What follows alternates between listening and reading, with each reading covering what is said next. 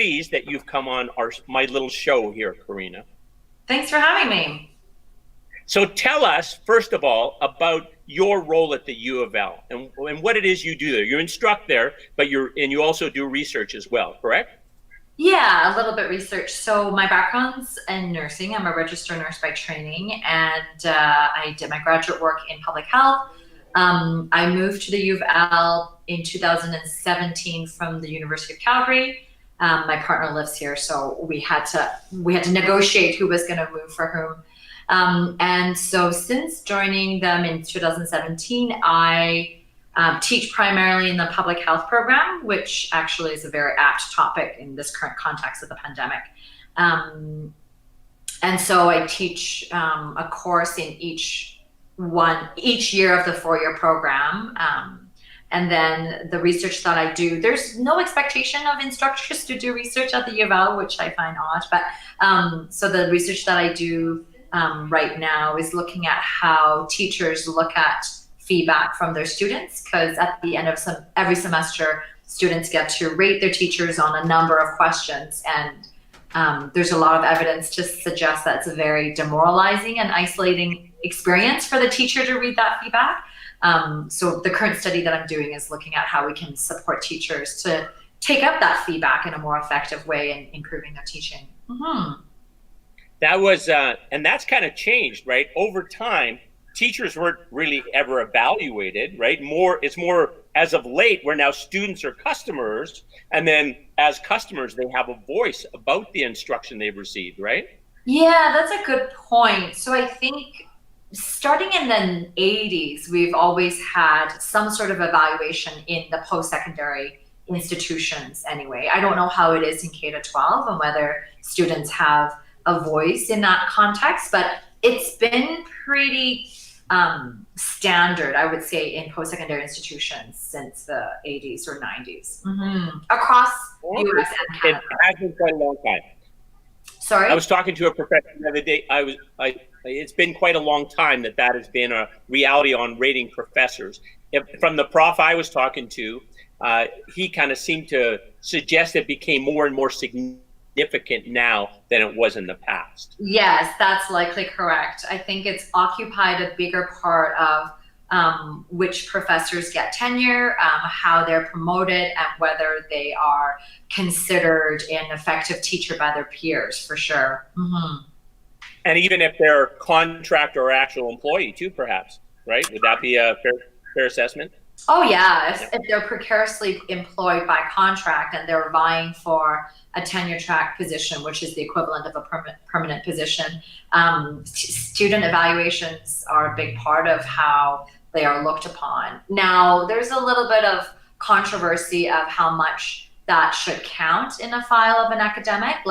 So at Ryerson University, a recent ruling in Ontario actually took the stance of, yes, student evaluations are important, but they can't be the sole reason why someone is assessed for their teaching effectiveness, for hiring, and for tenure. So you as an administrator or as a dean need to consider other components that demonstrate teaching beyond evaluations from students. And I agree, I think student voice is important, but sometimes the most I think valuable exercises for learning are not easy and challenging for them. And we naturally do not like challenge, and we naturally don't like change until we can look back and say, okay, that was hard, but I learned something, right? So.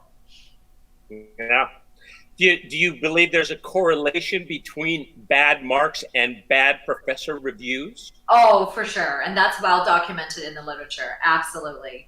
And I think it's important to notice that bad evaluations are just as problematic as good evaluations, right? If all you've ever had was Alan is an excellent teacher, I love him, he's awesome, and there's no sort of contentious comments about, the way he did this was challenging, blah, blah, blah. I think that's also something that is worthy of attention.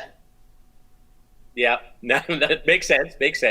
Mm-hmm. Hey, one of your other degrees is MPH. Now, I know it's not miles per hour, so what is an MPH? Yeah, that's a master's in public health. So that's when I completed just graduate training in public health. Yeah. Okay, got it. All right, excellent.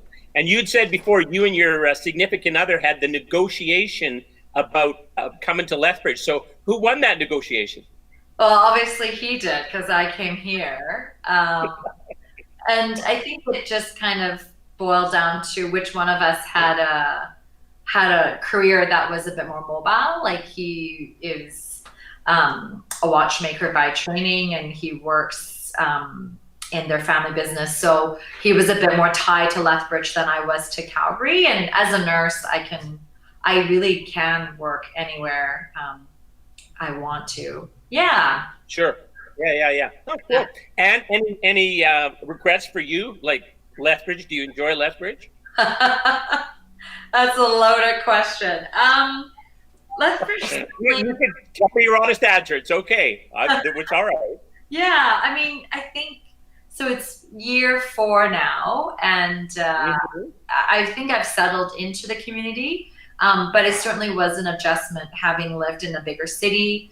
Actually, before I moved to Lethbridge, I was living abroad in Doha, Qatar, in the Middle East, and so that was it was a big city, and I'm a big city girl, I think. So coming to Lethbridge was an adjustment in terms of finding your own social circle, establishing myself again professionally, and I think the homogeneity of the community sometimes isn't as tolerant of averse opinions, and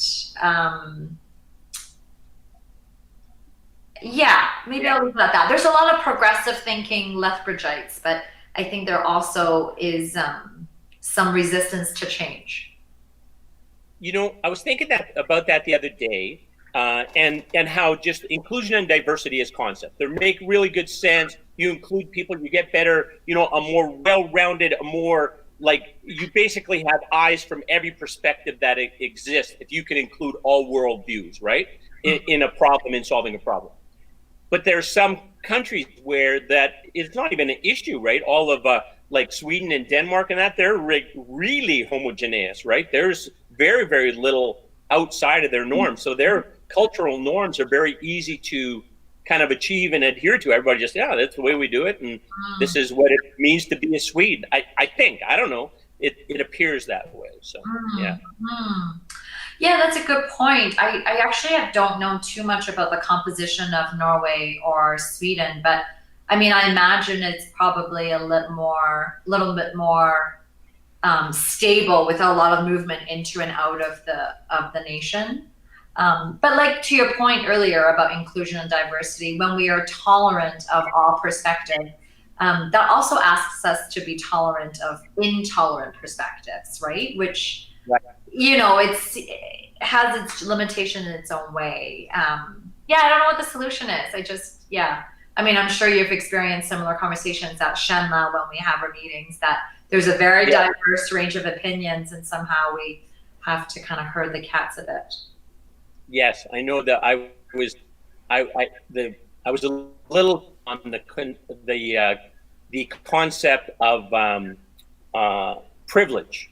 That I thought privilege was viewed as a negative somewhat, and I think privilege for people who are in privileged positions, they can be of better value because they're in that position. You know what I mean? So it gives them the capacity to do more if they so choose to invest in their community, right?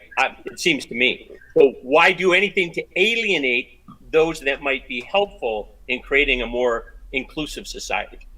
Yeah, I mean, that's a good point in terms of leveraging people in positions of privilege to do better for the community. My partner and I were actually talking about privilege yesterday in the context of the protests and the riots in the States, and the movement, the social movement of saying Black Lives Matter. And I was saying to him, like, privilege for me and him is that we don't have to talk to our child about how to navigate situations with police. Like, she's half white, half Chinese. She's a she. Statistically, our child is not going to experience violence from police compared to a Black boy or men, right? So I think there's a lot of misconceptions around the word privilege. It doesn't mean people have it easy or that it's their fault that they've had an easy life. It just means that our system is set up in such a way that certain groups are able to navigate this system economically, socially, or politically a lot more easier than others, right? No question, no question. And I'm at the top of the privilege heap, right? So a white male, I've worked with many very talented, smart women before, and I've had the experience where a man comes in, asks my woman colleague, who knows it as well as I, asks her the question, she answers it succinctly, perfectly, accurately, and then he looks at me to confirm her answer. Like, come on. How does that make sense? Right? I laughed because my partner is also in the upper echelons of privilege. He's also white and he's also male. When he came to visit me in Doha, we traveled in the Gulf Arabs for a couple, Arabian Gulf countries for a couple of weeks. We were staying in Dubai, and I had booked the hotel under my name. It's my credit card. We walk into the hotel together, and immediately they look to him and say, "Welcome, sir. What is your last name?" And so we almost had to interject to be like, "My last name is this." You're right. I think it's the way we have socialized, or that person who spoke to your colleague and then looked to you for affirmation. It's the way we've socialized our kids and ourselves in this world to put figures of authority here. And I'm going to make a confession to you. Sure. Recently, I read this book called The Female Brain by Dr. Luann Brizendine. Anyways, and my daughter poo-pooed some of her research because it wasn't, my daughter's an academic, so she has a little bit different standard of thinking than I do, and that's fair. That's okay. Yeah. But anyways, the point is, I learned so much about women and a much greater appreciation for women that I came to the conclusion that as human beings, women are the better human beings. And I think if you recognize that, and from a societal perspective, if you think from a societal perspective, their contribution versus the contribution of men, I don't think there's any contest. Like, the men are on the losing side of that equation, period.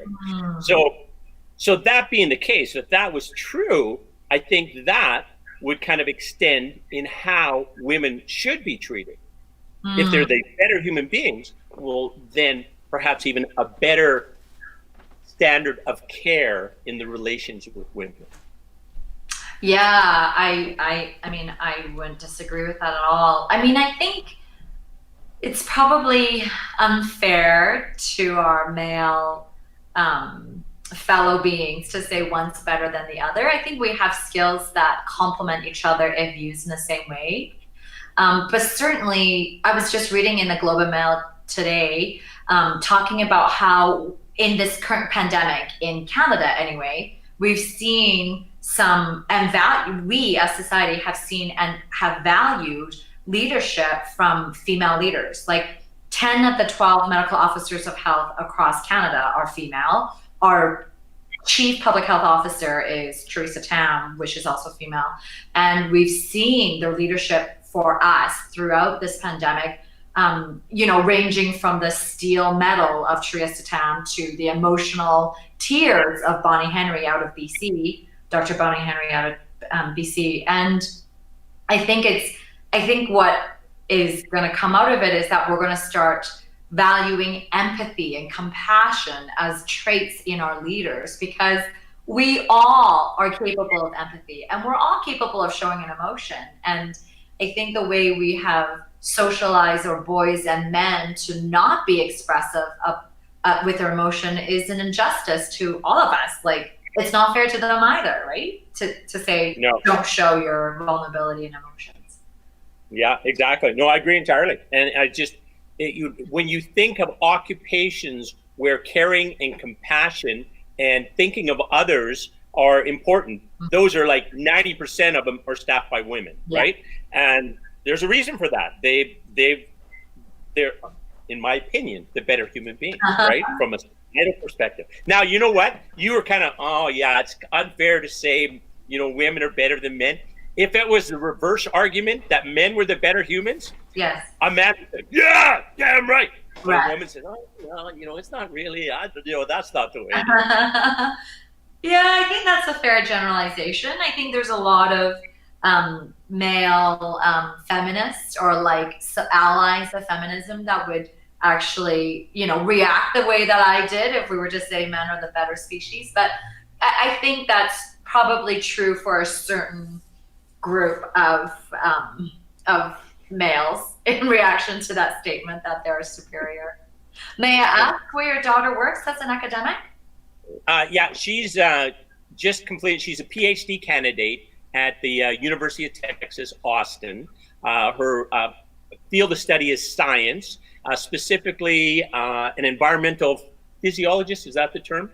Basically about the fish and the environment they're in, and their ability to reproduce as a function of their health, and the external environments on, you know, pesticides, chemicals, low oxygenated environments, those kind of things. Excellent. So she probably would have had it done if not for COVID, right? So she's just in that process, but now her lab is shut down. So, right. Yeah.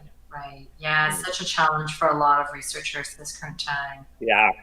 Before we came on, we were talking about where now you have to create the curriculum that you're going to do this remotely from come September, and how challenging that is going to be in terms of to be anywhere near as close to you are as in a live environment, right? Right. Yeah. Yeah. I think a lot of my colleagues are also grappling with the same concept. And I think in some way we just have to let go of what the course had looked like in person, or we would like it to look in person, and just do the best we can in delivering it online.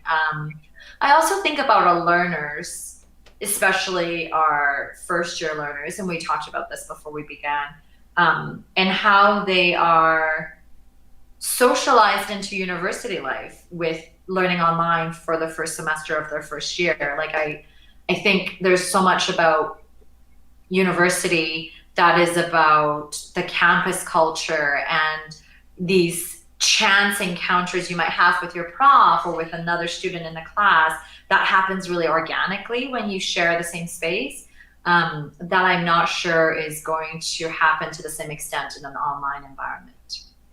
Yeah, makes sense. Yeah, I mean, even just like normal, I'm in some service clubs as well, most notably Rotary.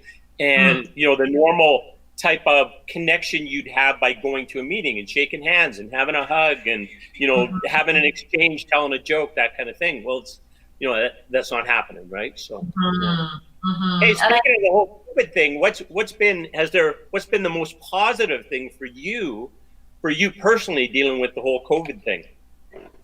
Yeah, I would say probably the family time. I mean, that's a double-edged sword because I think it comes at productivity of work. But daycare's been closed. Our little one's been home with me.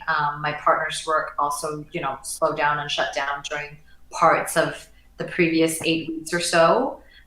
So I think it's just the forced slowing down of work and then spending more time together as a family. I think that's probably the most positive, is our family time together. Cool. Your daughter is, what is she, about 4 or 5? No, she's almost 2.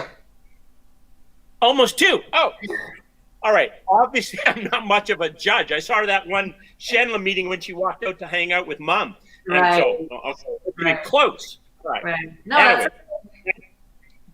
it's in one sense, you spending that much time with your daughter and your husband, both of you spending so much time with your daughter, is a real big exception, right? That's really unusual, right? So that's a huge gain, right? So, yeah.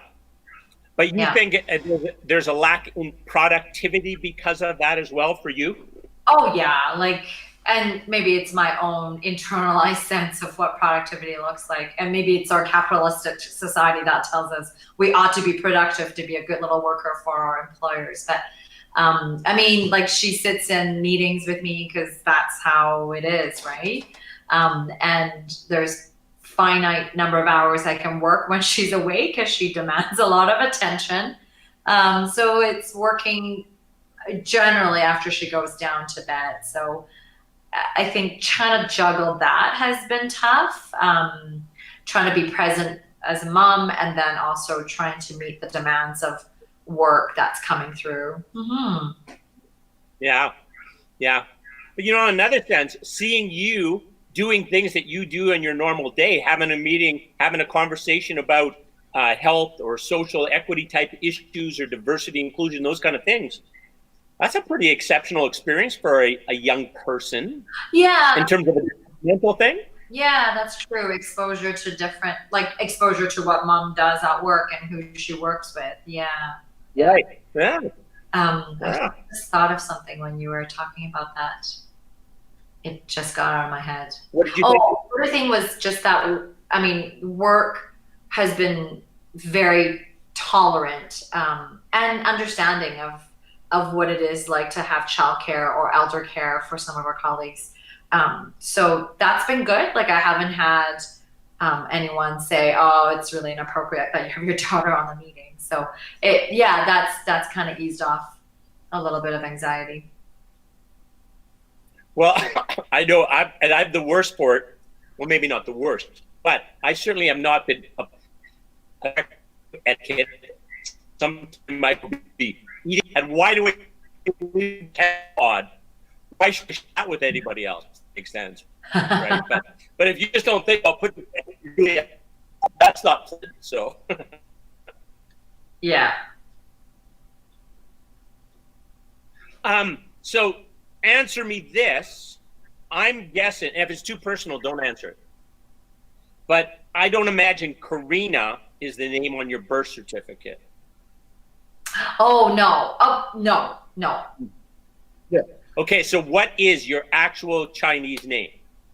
Yeah, so in Chinese culture, your first name comes first. So my full name would be Zhu Jiayan. So Zhu in Mandarin is Zhu, and then there's two characters after that. Yeah. When we moved to Canada, when we moved to Canada, my aunt has suggested that I take on an anglicized name just to make my life easier in Canada, and we didn't know any different. So, you know, if that's what she suggests, then. So actually, Karina is the name that she picked for me when we moved here. Nice. Yeah. And then do you go to China? Do you, like, not now, but do you have family in China still?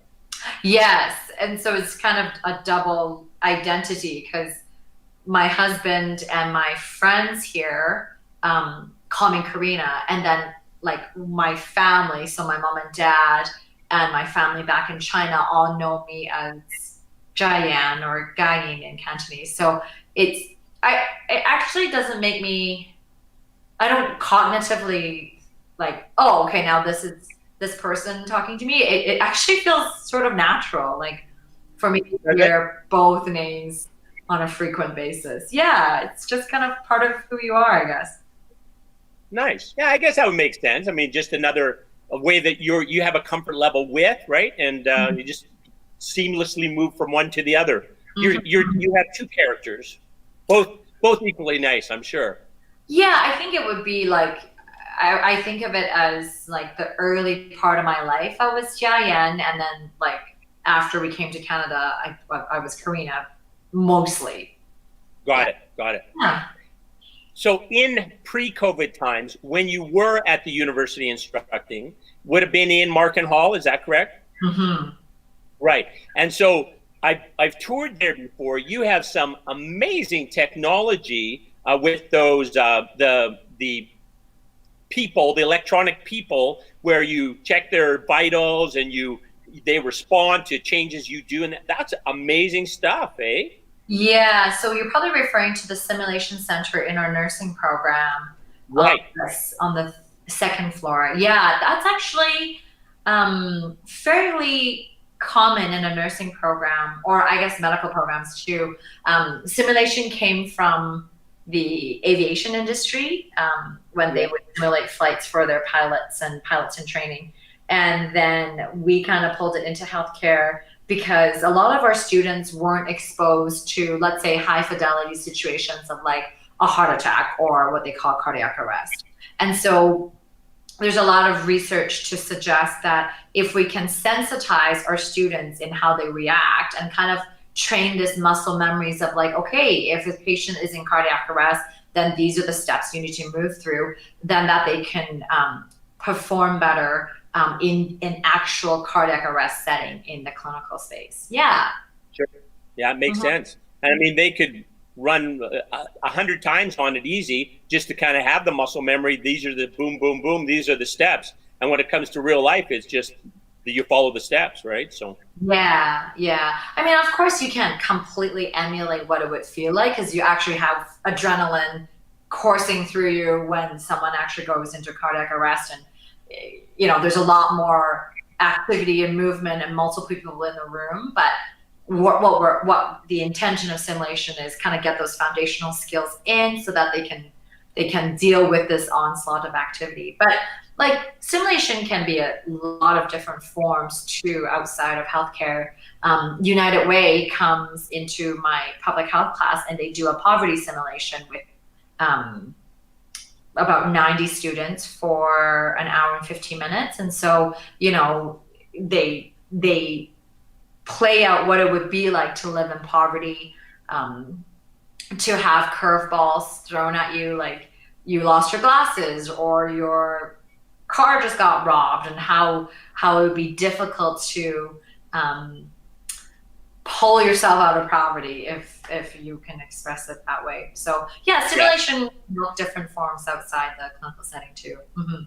Yeah, I participated in that poverty simulation one before, and it is, you know, you appreciate money for that. It has those you can solve these problems that come up that are otherwise huge, like a $300. If you or I had a $300 expense, it'd be all right. We have a $300 expense, but for some families, that's okay. No groceries this month, right? So it's a, you know, and I don't think all the data that I've read seems to suggest that there is a pretty small threshold when extra money really doesn't do anything more to add to your happiness. Like it's in the neighborhood of $75,000 or something like that, right? And then after that, it's a very, very marginal advantage for the extra dollars, right? So extra income. So, yeah, I had heard about that anecdotally. I haven't read the study, but I've heard that too. Yeah.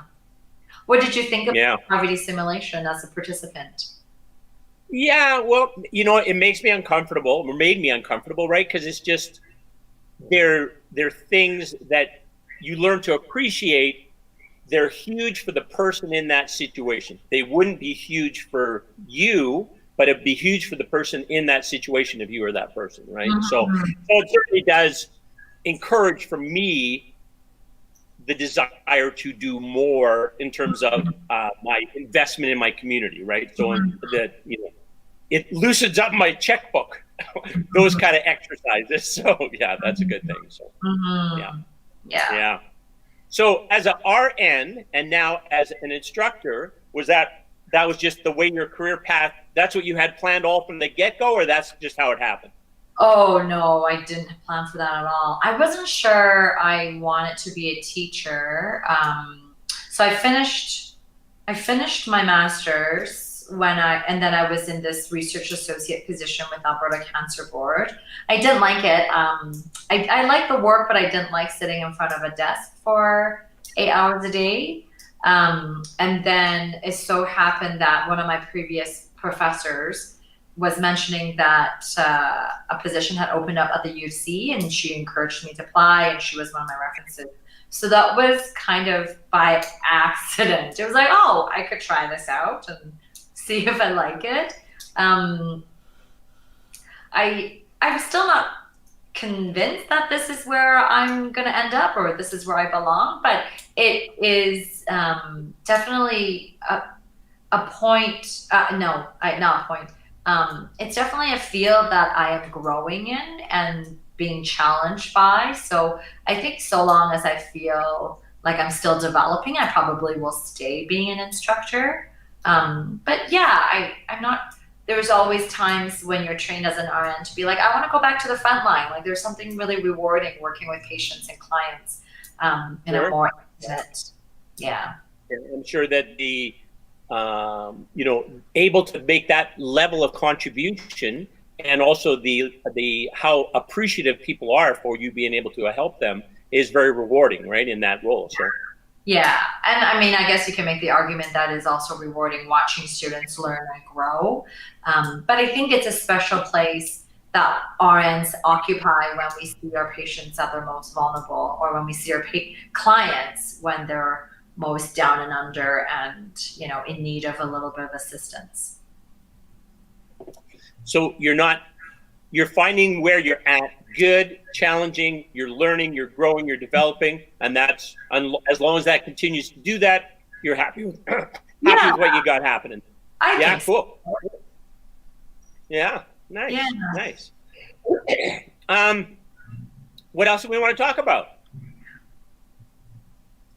I'm easy peasy, Alan. What would you like to talk about?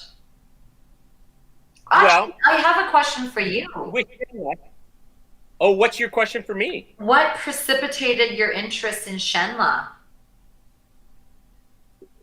That is a good question. I don't even know how that happened. I think I followed Amanda Jensen. That's right. Amanda Jensen was doing some sessions that I was involved with, her and Lori. And then she had mentioned Shenla. And that's how I think where I said, okay, well, I'll show up for a meeting kind of a thing. And I very much value the people around the table that are so knowledgeable about where the problem areas are and possible solutions, what would solve this need, that kind of thing. There's a lot of very smart people around that table. So from my perspective, I'm just trying to pay attention to figure out where the best ways to invest are, kind of a thing that'll make the biggest difference, right? Is what I'm trying to determine, right? So yeah, not that I'm like I might make it sound like I'm Bill Gates or something. I am not. I'm like, I'm wealthy, like this little bit wealthy, like 6-point font wealthy, right? Not this. Yeah. So anyways, whatever monies I have that I can contribute into our community, I want to know that I'm trying to get the best value out of it that's going to make the biggest difference for people in our community. I see. That's excellent. That's a very admirable intention. Mm-hmm. That's why I'm never going to retire either, because as long as I'm working, I make more than I need. If I make more than I need, then I got more than I can invest in my community. So I think it's kind of a cool, and I very much enjoy it too. It's a learning experience, and I like the relationship too. Do you have when you have a classroom, how many people in your classroom normally? It depends on the course that I teach. So the Intro to Public Health course that I teach usually caps out at 90. And that's because it's not just for health sciences students, but students from, psychology, computer science. They can take this course to qualify as what they call the LUR, which is a liberal arts required elective option. I can't remember. So the intro course tends to be a little bit bigger because we service out of faculty students. Then I have a second year online course that I tend to teach. That's usually caps out at 70. The third year course that I teach on health promotion usually caps at 60. And then a practicum course that I teach usually caps at 15. So it just depends on the course.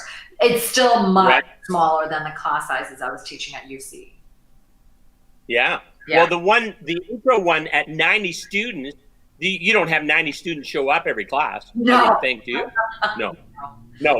How many? I'm sorry, say again? Some I've never seen throughout the semester. Really?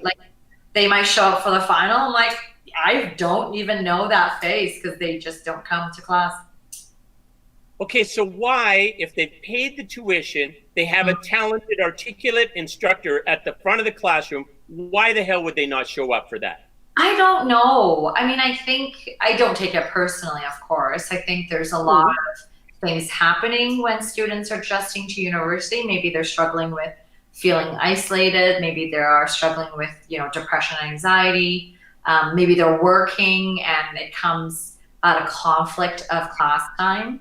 And university classes are never mandatory. So it's up to them to make that decision of coming or not. But that's a good question. I've never asked students who are absent why they don't come. Mostly probably because they don't have the opportunity to, because I don't see them. Yeah. Yeah. Yeah. So, because it would be, if you had, as you do, you want to learn, you want to develop. If you had the opportunity to work with somebody that has more experience, more knowledge than you, would you take it? Yeah, of course. Of course you would, right? Why wouldn't you, right? Yeah. And so, but you know what? My wife and I were just having a conversation similar to this. And when I think of when I was a university student age, I probably thought I knew everything, and I really did need to listen to. So yeah. Yes, I've been proven wrong on that belief several times. But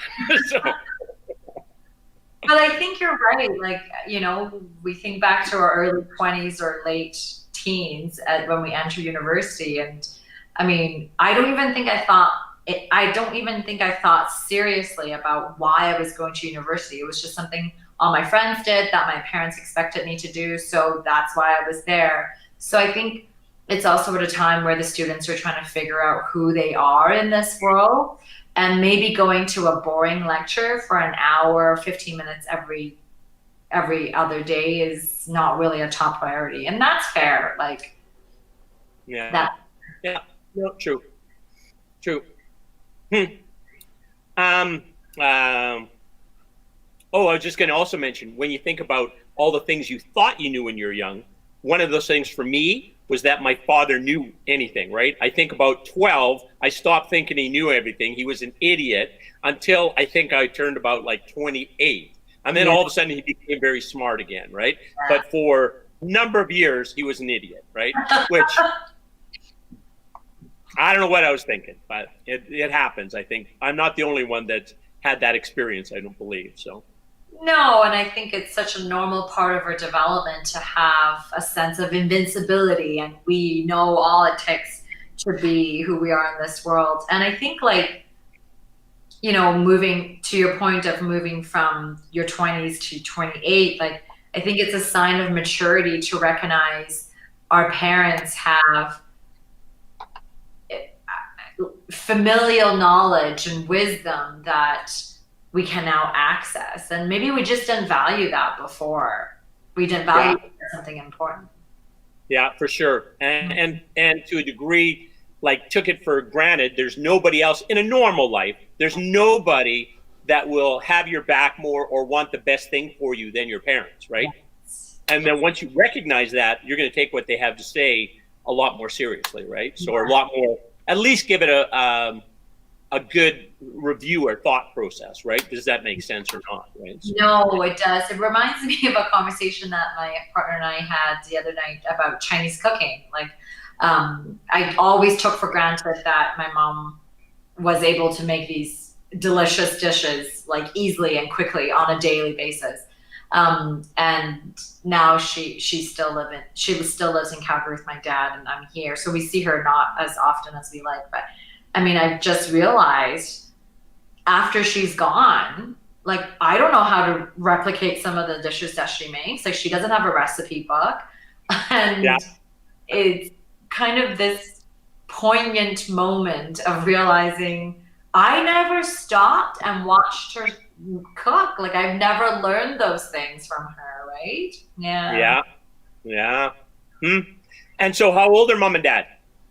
They are now in their 60s. So dad's just a year or two into retirement, and my mom's approaching retirement this October. Oh, cool. Well, then you're gonna have probably several decades to be able to get to know them better, right? So, I hope so. Yeah. COVID's made things a little complicated. They would love to come see their grandchild, but we haven't been able to do that just yet. Right. Mhm. Yeah, exactly. Mhm. Yeah, it's going to change a lot of things, but hey, life goes on, right? Yeah, It's going to be different. we adapt for sure. Yeah, yeah. But it'll still be interesting. You got to say that we live in interesting times, anyways, if nothing else, We right? So do. We do. yeah, Yeah, it's far reaching, the impact of this pandemic. yeah. What did you say your partner does? He works in his family's jewelry business. Oh, He's a right. You said that. Yes. Okay, got it. Cool. Cool. Excellent. So I warned you that I always sing a song at the end of this show, right? I love it. Okay, so then give me some kind of idea of something that you might, probably I won't know it. You're way younger. So probably you're going to say something and I'm going to say, oh yeah, I don't even know who that is. But give it a try. Let's try it anyways. Sure, let's go with jazz. Ella Fitzgerald, Louis Armstrong. Really? Yeah. Okay. All right. Okay, I got a Louis Armstrong for you for sure. Sure. Now, do you also know Etta James? I don't know Etta James. All right. Well, I got a Louis Armstrong that you'll probably like. Not as deep as Louis, but not bad. Sure. So I'm going to sing you that, okay?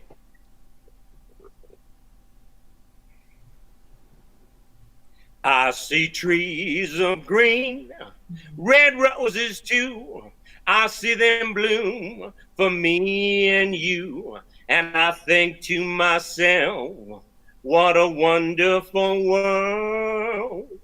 Yes, I think to myself, what a wonderful world. I see clouds. No, I see clouds. I see if clouds are white. Oh no, come on now. I see skies are blue, clouds are white, bright blessed day, and the dark sacred night. And I think to myself, what a wonderful world. The colors of the rainbow, so pretty in the sky, are also on the faces of people passing by. I see friends shaking hands, saying, how do you do? They're really saying, I love you. I hear babies cry. I watch them grow. They'll learn much more than I'll ever know. And I think to myself, what a wonderful world. Yes, I think to myself, what a wonderful world. Bravo. Thanks very much for being my guest. That was a fun conversation. I really enjoyed it. Unless there's something else you wanted to share with us, that I don't want to rush you along. I very much enjoyed chatting with you. No, I'm good. Thanks for the invite. I wasn't sure what to expect, but yes, likewise. It was a very enjoyable chat. Yes, well, you're a lovely, lovely person. I'm very pleased that I did meet you at the Chef meeting there before, and it's a pleasure to know you. So, thanks, Alan. We'll see you at the next meeting. all right, sounds good. See you then. Bye.